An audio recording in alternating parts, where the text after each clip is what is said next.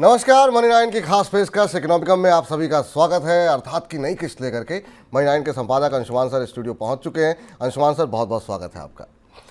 और आज के इकोनॉमिकम में सबसे पहले बात अर्थात पर होगी, इसके बाद आपके सवालों के जवाब जानेंगे, फिर इनकम की बात होगी। अंशुमान सर से जानेंगे कि आखिर में इस हफ्ते कौन सी किताब पढ़ी जाए या फिर वेब सीरीज देखी जाए।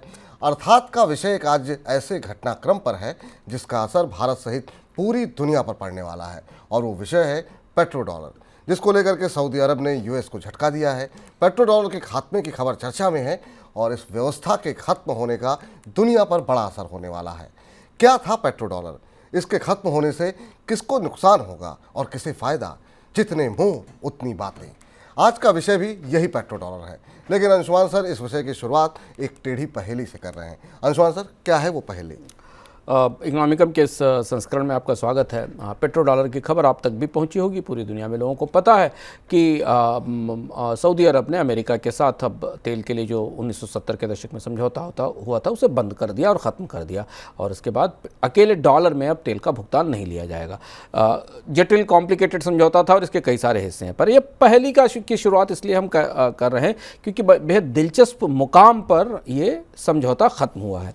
पहली ये है कि अक्सर ग्रीक में पुराने दार्शनिक मनोविनोद के लिए जब बैठते थे तो पैराडॉक्सेस पर चर्चा करते थे, तरह तरीके के पैराडॉक्सेस पर चर्चा करते थे। तो एक पैराडॉक्स है जिसमें कहा जाता है कि जैसे अगर रेत का बड़ा ढेर हो और उसमें से एक कण निकाल लिया जाए तो क्या उसे ढेर नहीं कहा जाएगा? एक के बाद एक एक करके सारे कण निकाल लिए जाएं और उन्हें अलग अलग कर दिया जाए तो क्या बचा हुआ कण रेत का ढेर होगा? कितने कणों को जोड़ने के बाद रेत के ढेर को ढेर का दर्जा मिलेगा? और रेत के कण हटाने में वो कौन सा बिंदु है जहां से उसने ढेर होना खत्म कर दिया था? किस बिंदु के बाद ये माना जाए कि वहां से वो रेत का ढेर नहीं रहा, हीप नहीं रहा? और इसे ये पहली बेहद सर चकरा देने वाली है। कहना मुश्किल है कि अकेली रेत का कण भी 5 या रेत के कण भी ढेर हो सकते हैं या हजारों लाखों कण भी रेत का ढेर हो सकते हैं। तो इसे ग्रीक में सॉल्टीज पैराडॉक्स या पैराडॉक्स ऑफ हीप कहते हैं। यानी इसमें यह तय करना मुश्किल होता है कि कोई चीज़ कब शुरू हुई और कहाँ से उसने ख़त्म होना शुरू किया।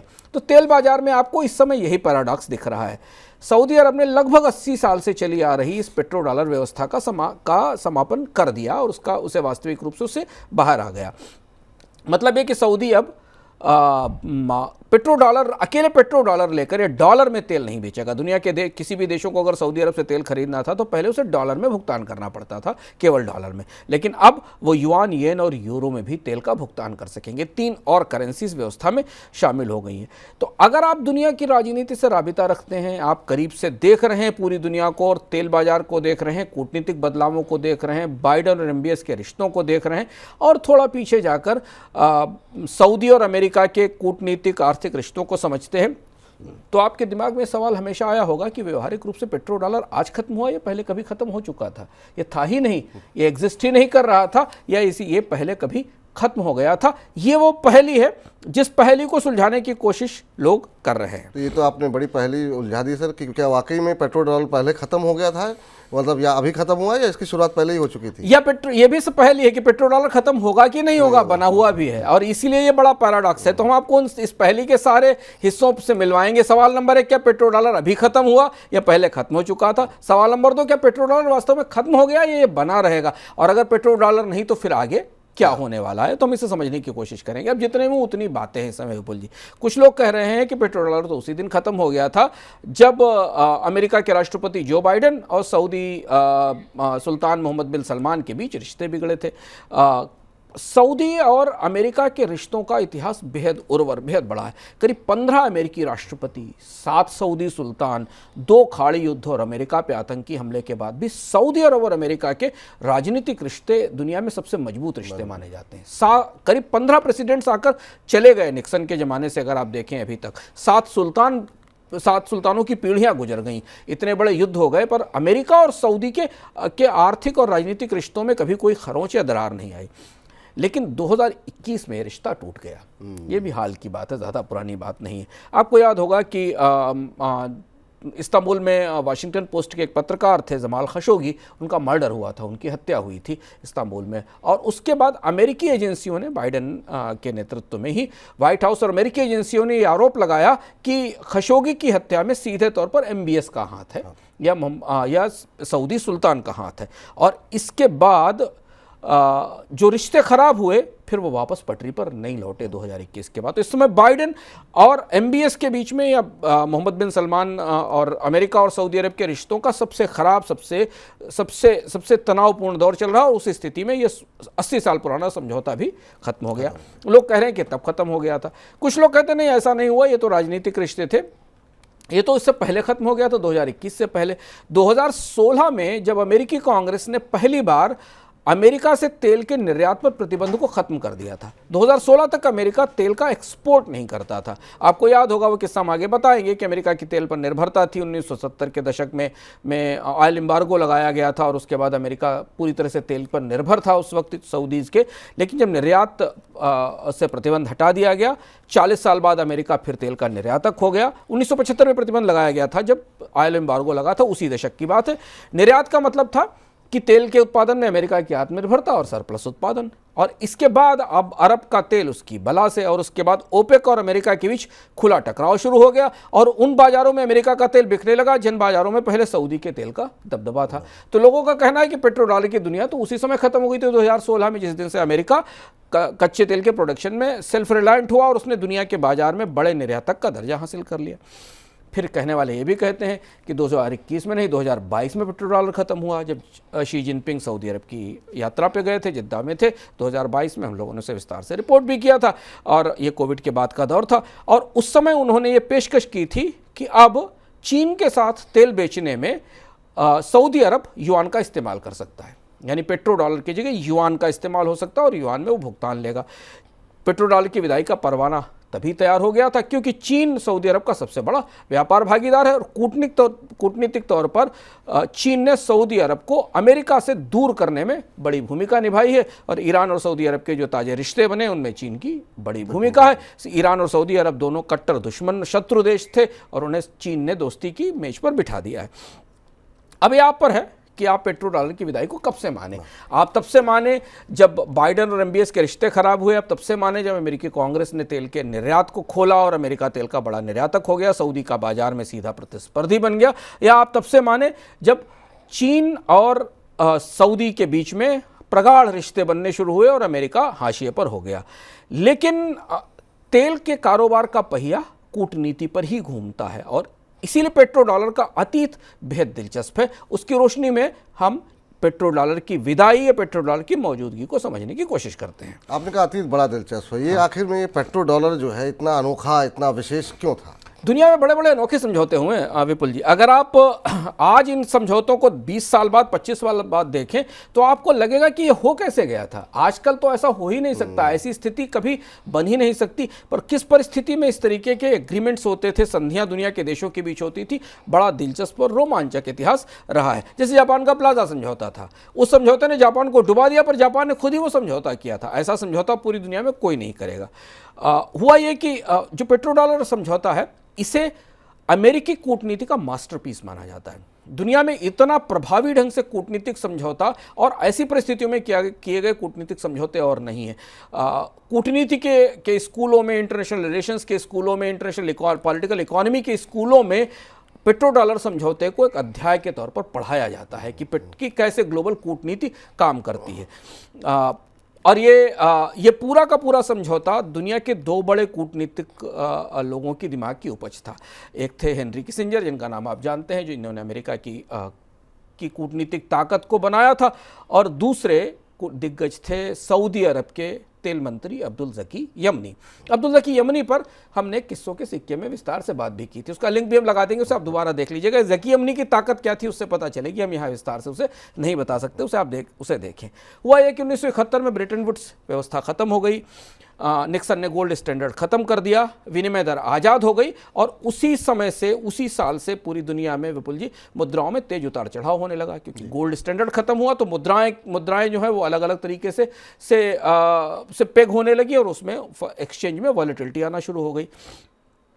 इस बीच 1973 में अरब इजराइल युद्ध हुआ जिसको यौम किपुर वार कहा जाता है। उस यौम किपुर वार में इजराइल की मदद के लिए अमेरिका आगे आया और पूरे अरब देशों ने, ओपेक देशों ने मिलकर अमेरिका के पर को तेल बेचने पर पाबंदी लगा दी, जिसको ऑयल एम्बार्गो कहा गया। अमेरिका और अरब के रिश्तों का सबसे खराब दौर था। इसके बाद अमेरिका की अर्थव्यवस्था गहरे संकट में चली गई, महंगाई आई, पॉल वोल्कर का दौर आया। ये सब हम अलग अलग कार्यक्रमों में आपको बता चुके हैं। अमेरिका को इस तेल की बिक्री के बाद सऊदी और अमेरिका के रिश्ते, ओपेक और अमेरिका के रिश्ते बुरी तरह बिगड़ गए।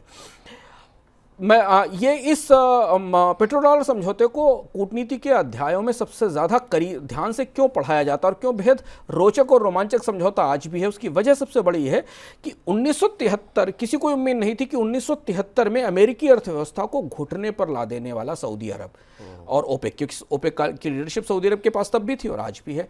अमेरिकी अर्थव्यवस्था इतनी बुरी हालत में थी कि एक लंबे मंदी के दौर में खिसक गई थी। उस दौरान हमें याद है 1974 में सऊदी अरब, जो 73 में विशुद्ध रूप से अमेरिका का प्रतिद्वंदी था और अमेरिका की अर्थव्यवस्था को जिसने तोड़ दिया था, वो सऊदी अरब 1974 में एक ऐसा समझौता कर लेगा जिससे अगले 80 साल के लिए उसका पूरा ऑयल ट्रेड केवल एक करेंसी से बन जाएगा।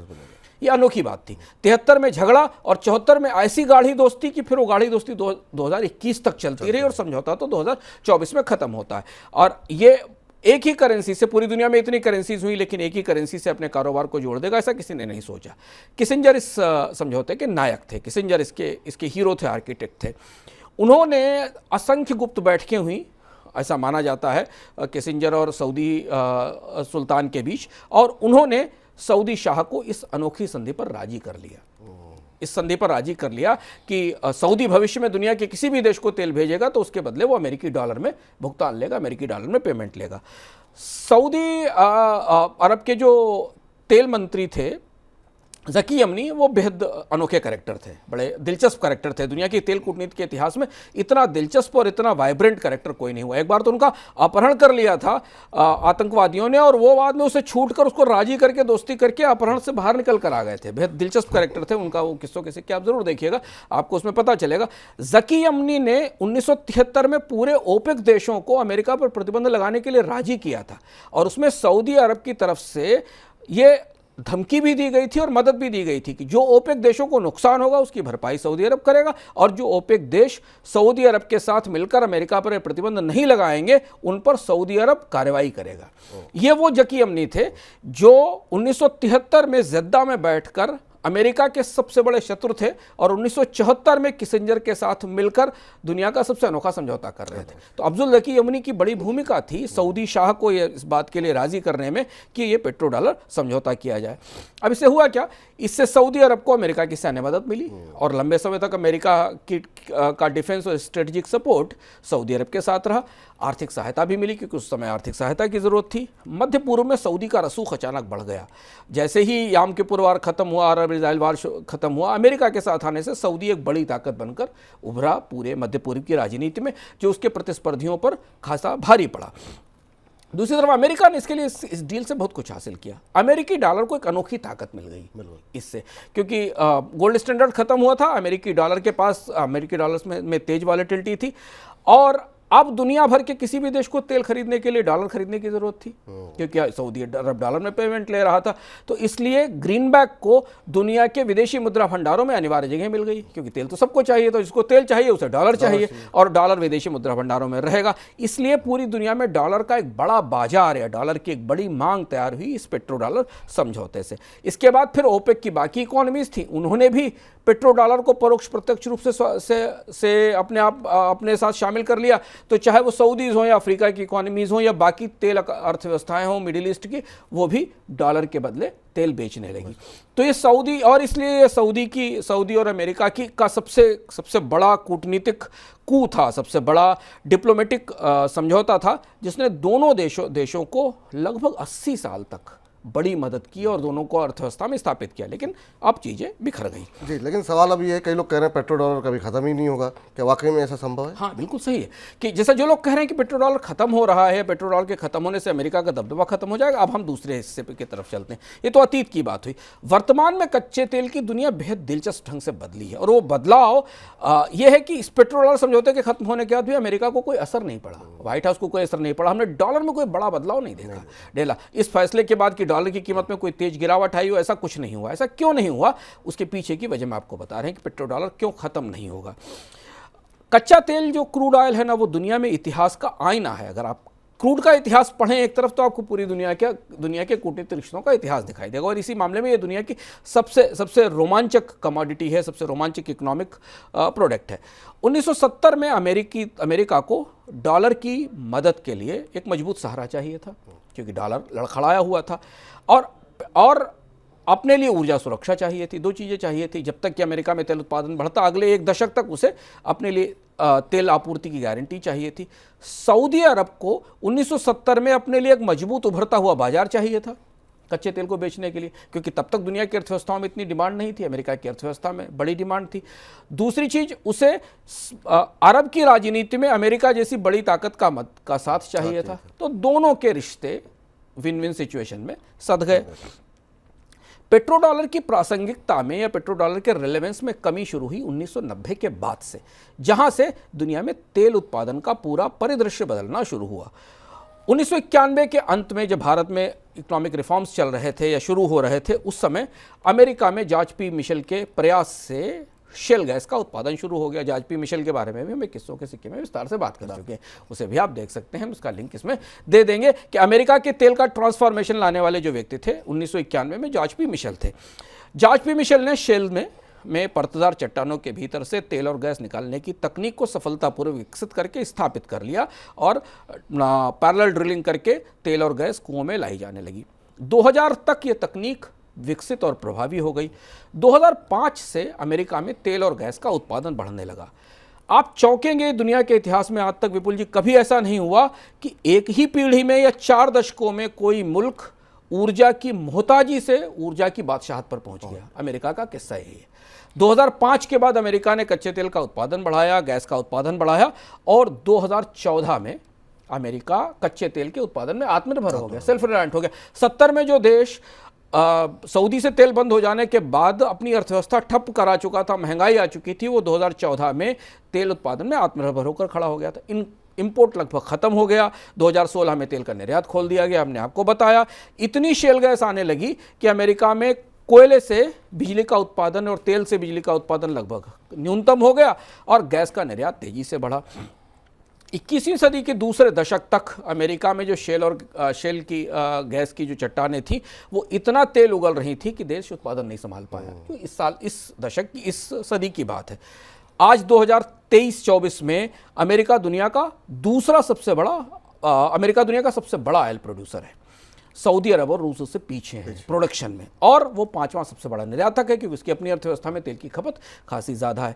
आज अमेरिका में उत्पादन की 72% ड्राई गैस शेल से आती है, यानी जो मिशेल का करिश्मा था उससे आती है, जो करीब 27 बिलियन क्यूबिक फीट है, और 66% तेल, करीब 2.83 बिलियन बैरल तेल इसी शेल परतों से निकलता है। अब नई तकनीक से अमेरिका में शेल की लागत $35 पर बैरल तक आ गई, जो रूस के तेल के बराबर है। सऊदी का तेल अभी भी इससे सस्ता है। सऊदी दुनिया में सबसे सस्ता तेल उपलब्ध है उनके पास, बाकी रूस के बराबर अब अमेरिका के शेल तेल की लागत है। इतनी सस्ती लागत पर अमेरिका पूरी दुनिया के बाजार में ओपेक को चुनौती दे रहा है। जहां तेल की कीमत $80 $85 है, वहां अमेरिका का तेल $35 का है। उस $35 पर वो दुनिया के किसी भी हिस्से में कार्टेज और बाकी चीजें लगाकर भी तेल बेच सकता है। अब अमेरिका इस समय दुनिया के बाजार में ओपेक की सबसे बड़ी चुनौती है।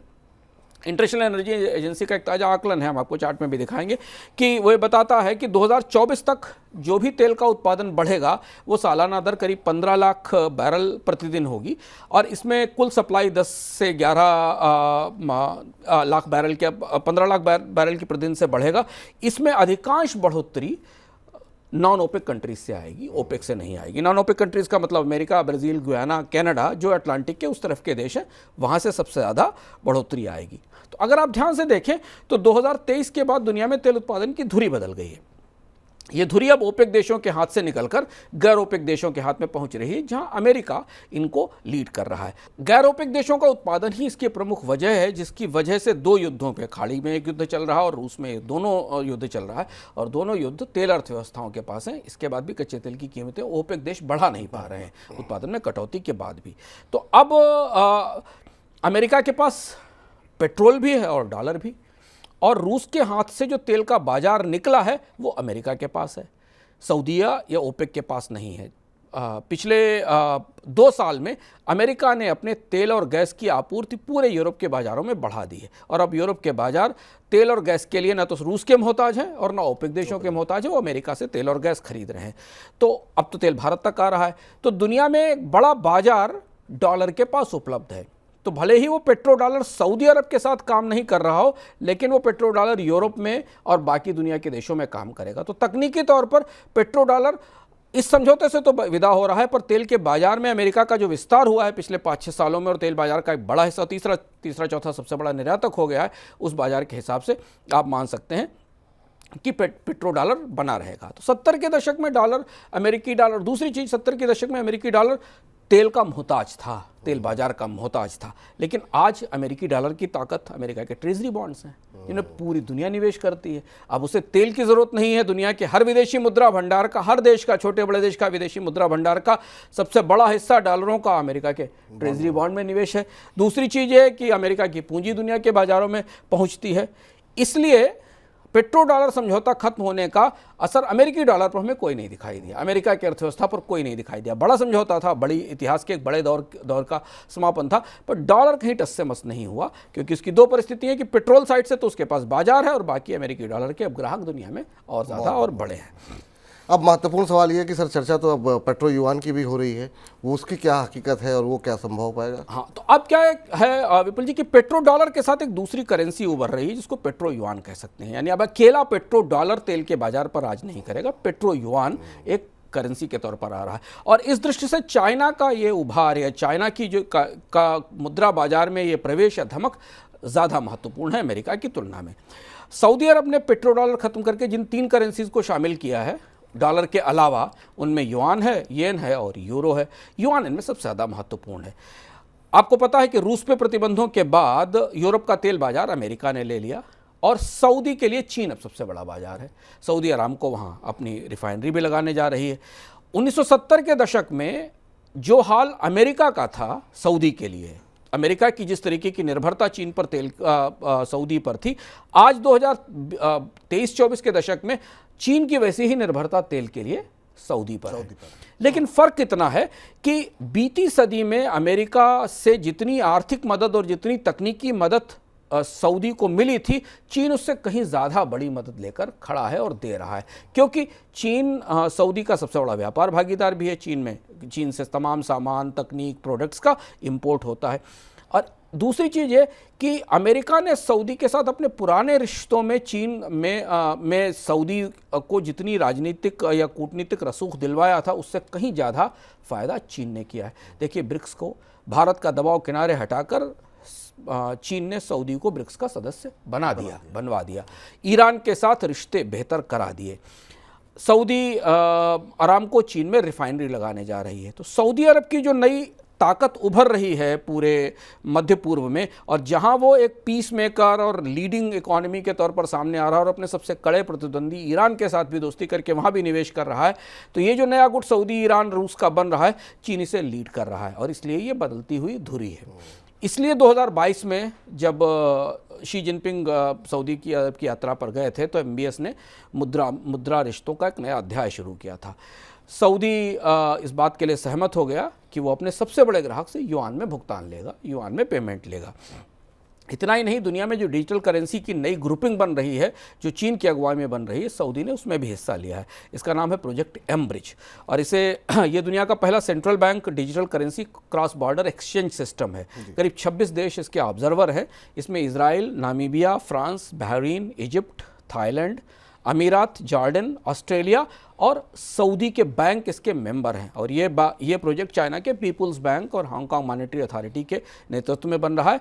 IMF और वर्ल्ड बैंक को भी इसका समर्थन है। सऊदी अरब भी इस एमब्रिज प्रोजेक्ट का हिस्सा बन गया है। यानी डिजिटल करेंसी, डिजिटल युआन और पेपर युआन जो सॉवरेन युआन है, दोनों में अब सऊदी चीन के साथ ट्रेड करने को तैयार है। तो दुनिया की अर्थव्यवस्था में एक बड़ा बाजार ऐसा होगा जहां अब युआन के भुगतानों पर तेल बिकेगा और दूसरा बाजार शायद ऐसा होगा जहां डॉलर के भुगतान में तेल बिकेगा। तो सर लब्बोलू, आप ये बताइए कि ये आखिर में तेल बाजार की फिलहाल स्थिति आपको दिखाई क्या दे रही, भविष्य क्या दिखाई दे रहा है? दो महत्वपूर्ण चीजें दिख रही हैं। देखिए, पेट्रो डॉलर की विदाई एशिया के बाजारों से, दरअसल इस समझौता का समापन एशिया के बाजारों से पेट्रो डॉलर की विदाई है, पूरी दुनिया के बाजारों से नहीं, एशिया के बाजारों से और चीन के प्रभुत्व वाले बाजारों से पेट्रो डॉलर की विदाई है। लेकिन इन बाजारों में पेट्रो युआन का उदय है। यानी इन बाजारों में चीन के आसपास के या जो एशिया के बाजार हैं, वो बाजारों के लिए अब चीन की करेंसी का इस्तेमाल बढ़ेगा और वो उस करेंसी से में तेल खरीद सकेंगे, जो अभी तक नहीं होता था। चूंकि रूस और ईरान भी चीन के साथ युआन के रिश्ते पे समझौता कर चुके हैं और वो भी अपने प्रोडक्ट को अब युआन में बदलेंगे, में पेमेंट लेकर बेचेंगे, तो युआन अब दुनिया की 3 बड़ी तेल अर्थव्यवस्थाओं में या ओपेक अर्थव्यवस्थाओं के केंद्र में आकर बैठ गया है। तो ओपेक की राजनीति से तो पेट्रो डॉलर बाहर निकल गया है, लेकिन तेल बाजार में यूरोप और बाकी बाजारों में पेट्रो डॉलर मौजूद रहेगा। सऊदी अरब को पेट्रो डॉलर से निकलने में कोई बड़ा नुकसान नहीं है इस समय, क्योंकि अमेरिका अब तेल बाजार में उसका कोई ग्राहक नहीं, प्रतिस्पर्धी है, कॉम्पिटिटर है। पहले तेल बाजार में उसका ग्राहक था। चीन के साथ युआन का लेन देन चलेगा, क्योंकि वहाँ से आयात निर्यात के रिश्ते ज़्यादा बड़े हैं और चीन का बाजार ही सऊदी के तेल का बड़ा बाजार होना है। और चुनौती इस बात की है, जो हम लोग देखने की कोशिश कर रहे हैं, समझने की कोशिश करेंगे विपुल जी, वो ये कि सऊदी युआन के भुगतानों के बाद अपने मुद्रा भंडार का प्रबंधन कैसे करेगा, क्योंकि ये दोनों मुद्राएं दुनिया में पूरी तरह पारदर्शी मुद्राएं नहीं हैं, युआन भी और सऊदी दिरहम भी। तो ये दोनों मुद्राएं दुनिया में एक्सचेंज रेट के नियमों के हिसाब से उतनी स्पष्ट और पारदर्शी नहीं है जैसे कि डॉलर, यूरो या बाकी मुद्राएं होती हैं। दूसरा ये कि क्या वो ये युआन लेकर इन्हें वापस डॉलर में बदलेगा, क्योंकि उसे जो और भुगतान करने होंगे दुनिया में और बाकी चीज़ें खरीदनी होंगी, वहाँ अगर युआन में भुगतान नहीं होता है, यूरोप में भुगतान नहीं होता, तो उसे फिर वापस डॉलर खरीदने होंगे और डॉलर में भुगतान करना होगा, ये देखना होगा। तीसरा सवाल है कि जो सॉवरेन वेल्थ फंड है सऊदी का सॉवरेन वेल्थ फंड डॉलर में पूरी दुनिया में निवेश करता है, डॉलर में ही निवेश कर रहा है। सॉवरेन वेल्थ फंड इस नई मुद्रा व्यवस्था में, जहां पेट्रो डॉलर नहीं बल्कि अब पेट्रो युआन भी होगा, इस नई करेंसी का वो इस्तेमाल कैसे करेगा। ये दिलचस्प होगा कि किन बाजारों में वो युआन में निवेश करने जाएगा, उन्हीं बाजारों में जो चीन के इन्फ्लुएंस वाले बाजार हैं। अब भारत जैसे मुल्क डॉलर में तेल खरीदेंगे या युआन में खरीदेंगे या यूरो में खरीदेंगे या येन में खरीदेंगे सऊदी से, इस पर भी लोगों की निगाहें रहेंगी।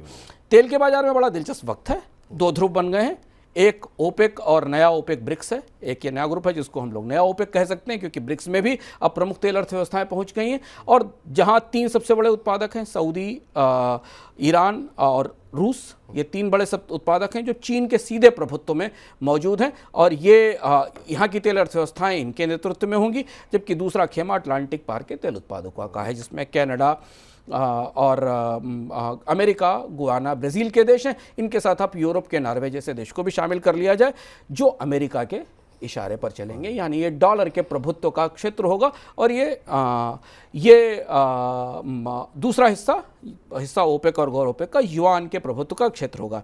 तेल बाजार में अब जंग देखने लायक होगी, क्योंकि जंग अब सऊदी बनाम अमेरिका की नहीं होगी। अब यहाँ से जो जंग शुरू हो रही है वो डॉलर बनाम युआन की शुरू हो रही है, चीन की मुद्रा बनाम अमेरिका की मुद्रा, और ये बेहद दिलचस्प होने वाली। इसका बड़ा असर दुनिया में मुद्रा कारोबार पर पड़ेगा। हमारी निगाह इस पर रहेगी, हम लोग फिर विस्तार से इस पर चर्चा करेंगे। सारी चीज़ों का जिक्र कर दिया, रुपए की कोई भूमिका नहीं रहने वाली, क्योंकि रुपया अभी इस एक्सचेंज प्रोसेस में शामिल ही नहीं है कहीं पे। चलिए, बहुत सारे दर्शकों के सवाल आए हैं सर, और वाकई आज का विषय जो है बड़ा काफ़ी दिलचस्प रहा। विष्णु जी सवाल करना चाह रहे हैं कि भारत के किन राज्यों को विशेष राज्य का दर्जा दिए जाने की आवश्यकता है, और क्या आर्थिक तौर पर यह संभव है? विशेष राज्य का दर्जा देने की मांगे आंध्र प्रदेश और बिहार की तरफ से की जा रही हैं। सरकार के लिए बड़ा मुश्किल है इस समय बजटीय परिस्थितियों में कि वो विशेष राज्य का दर्जा किसी भी राज्य को दे सके, क्योंकि मांग काफ़ी बड़ी है। और विशेष राज्य के दर्जे आमतौर पर उन राज्यों को दिए गए इससे पहले जहाँ प्राकृतिक रूप से कुछ चुनौती है। मुख्य धारा के इस राज्यों के लिए बड़ा नियम बदलना होगा और इसके लिए शायद विपुल जी सरकार वित्त आयोग की सिफारिशों का इंतजार करेगी जो 2025 में आने वाली है।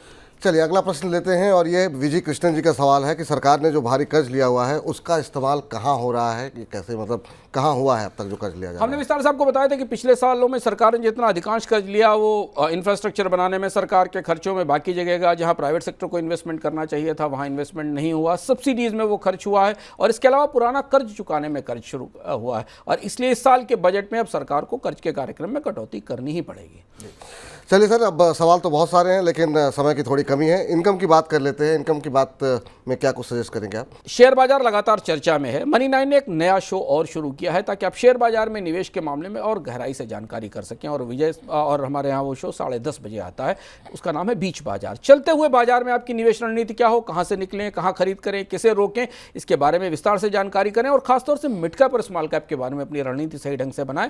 इस शो को जरूर देखिए मनी 9 के यूट्यूब चैनल पर। और अब सुबह से लेकर दोपहर तक, दोपहर में आपके पास विपुल जी मौजूद होंगे, सुबह से लेकर दोपहर तक शेयर बाजार के बारे में कभी भी कुछ जानना हो मनी 9 के साथ लगातार जुड़े रहिए। इस शो को जरूर देखिए और अपनी प्रतिक्रिया में दीजिए। बीच बाजार 10:30 बजे से। तो 10:30 बजे जुड़ जाइए मनी 9 के साथ और 1 बजे फिर जुड़ जाइए सवाल पूछने के लिए। तो लगातार दिन भर अब आपको अपडेट शेयर बाजार से जुड़ी मिलती रहेगी। सर, कोई वेब सीरीज या किताब जो आप सजेस्ट करना चाहें? चलते चलते नेटफ्लिक्स पर एक नई छोटी सी डॉक्यूमेंट्री फिल्म आई है, पर देखने लायक है। अगर आपने बहुत बार इस आर्कियोलॉजिकल खोज का जिक्र किया हो तो जो चीन के टेराकोटा वॉरियर्स थे, इन्हें खोजकर निकाला कैसे गया, कितनी बड़ी भूमिका थी और कैसे दुनिया की सबसे बड़ी आर्कियोलॉजिकल फाइंड थी, बेहद दिलचस्प ढंग से बनाई गई एक 1.5 घंटे की डॉक्यूमेंट्री है। जरूर देखिए क्योंकि ये दृश्य आपके सामने बार बार आते रहे कि चीन में इतनी बड़ी टेराकोटा आर्मी कब बनी थी, कैसे बनी थी और कैसे टुकड़ों में बिखरी हुई इस पूरी आर्मी को जोड़कर दोबारा खड़ा किया गया और निकाला गया नेटफ्लिक्स पर। तो नेटफ्लिक्स पर आप ये वेब सीरीज़ देख सकते हैं, ये डॉक्यूमेंट्री देख सकते हैं। सर, बहुत बहुत शुक्रिया, बहुत बहुत धन्यवाद। और ये बिल्कुल बहुत सारे लोगों के लिए शायद उनको समझ में नहीं आ रहा होगा पेट्रो डॉलर, पेट्रो युआन क्या है, लेकिन आज की इस चर्चा के बाद उनको बहुत गहरी जानकारी मिलेगी। बहुत बहुत शुक्रिया आज की इस अर्थात के लिए। तो फिलहाल जो है इस कार्यक्रम को हम यहीं पर समाप्त करते हैं। आप लगातार मनी 9 के साथ बने रहिए। मुझे इजाज़त दीजिए। नमस्कार।